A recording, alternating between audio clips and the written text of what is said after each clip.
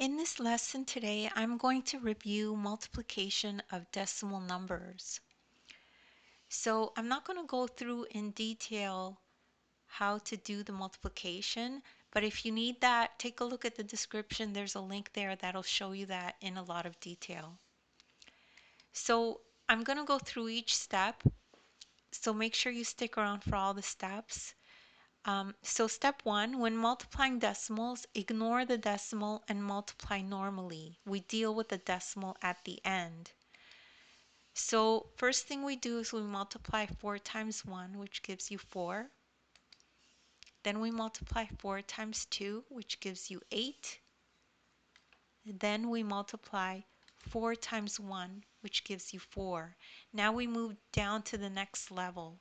And we move over a place value to the 2. And we make sure we line up, okay?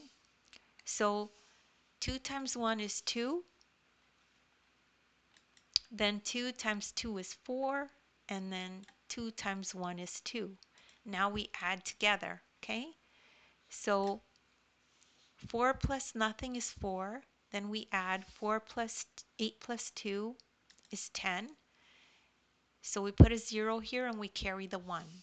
Now we add 4 plus 4 plus 8, which gives you 9. And then we add 2 plus 0, which gives you 2. And that's our answer. But we're not quite done yet, right? We have to deal with the decimal. Now we deal with the decimals.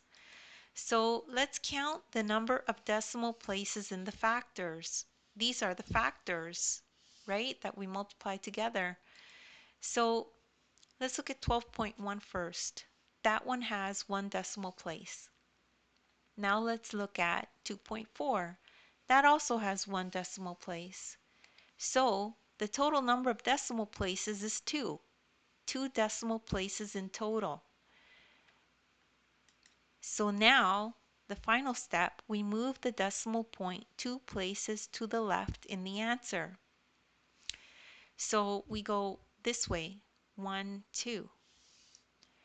So let's see how that looks. You move it once, then you move it twice, and it ends up there, and that's the final answer. So let's clean it all up. 12.1 times 2.4 gives you 29.04. And that's how you do that type of problem. It's not very complicated. If you need more help, or if you didn't get that right away, you could just rewatch the video. As well, as I said, take a look at the description. There's links there to other videos of mine that I've done that are similar.